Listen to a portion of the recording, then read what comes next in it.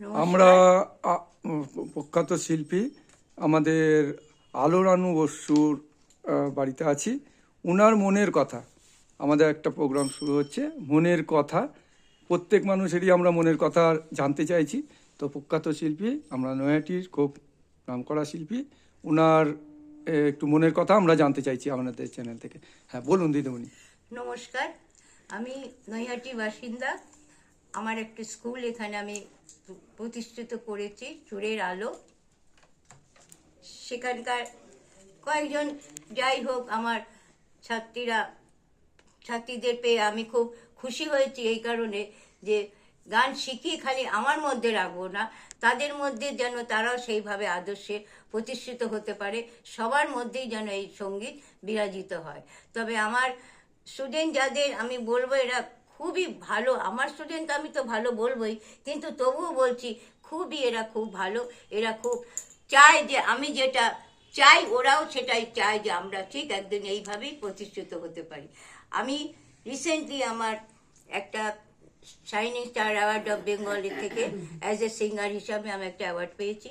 এবং আর একটা কথা বলি যে মাতৃত্বের যে একটা ঐতিহ্য সেটা আমি পেয়েছি, এটা হচ্ছে রত্নগর্ভা। সেই জন্যে আমি চাই প্রত্যেক মায়েরাই যেন এইভাবে সন্তানদের গড়ে তুলতে পারে।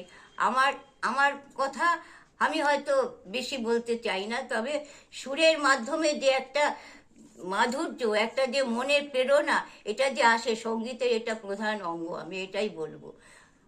সব থেকে বলো যে আমার সুরের আলোর যে স্কুলটা যা আমি আজ করতে পেরেছি এইটুকু, এটা আমার একটা সত্যি স্বপ্ন ছিল।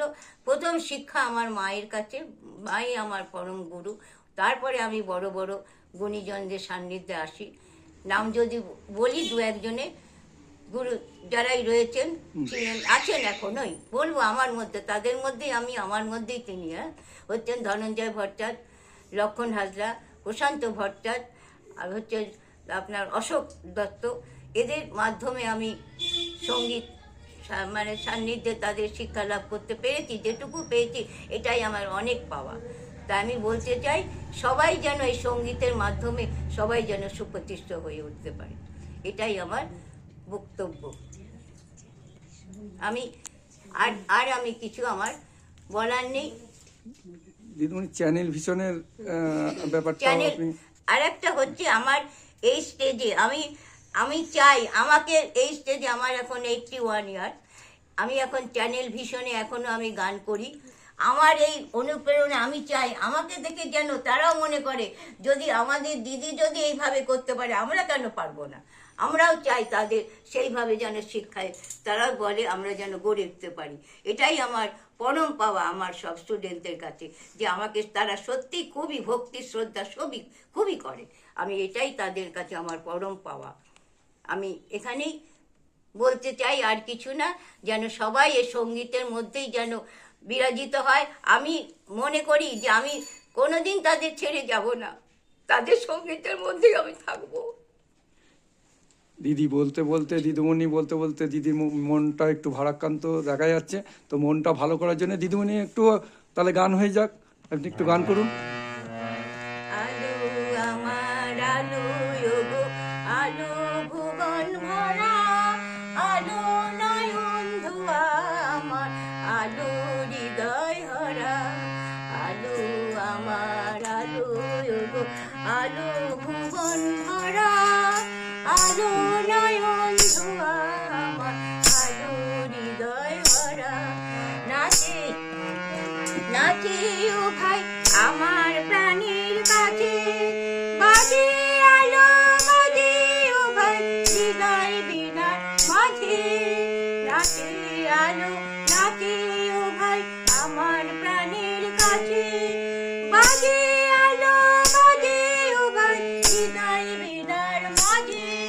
জাগে আকাশ ছুটি বাতাস ভাসে, আলো আমার আলো গো, আলো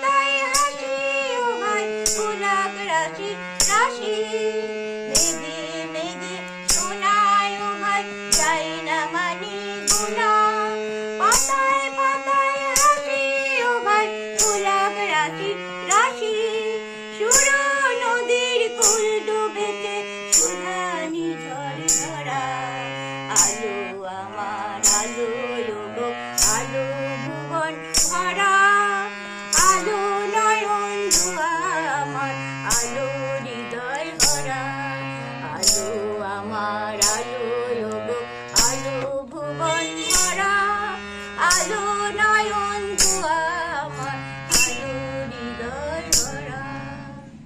খুব সুন্দর দিদিমণি, খুব সুন্দর হয়েছে। এই বয়সেও উনি এত এনার্জি নিয়ে সমস্ত কাজ করে, গান করে এবং সমস্ত ছাত্রদের মানে একদম কি বলে খুব আর একটা সুন্দর কথা আমি বলতে চাই, হাতে কলমে গান শেখায়। ও, আমরা আবার আসব, আবার ওনার মনের কথা, আরও অনেক মনের কথা আছে, আমরা ধাপে ধাপে শুনবো।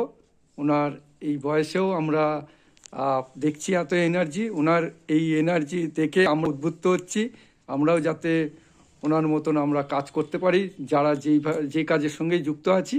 তো আজকের জন্যে এখানেই নমস্কার।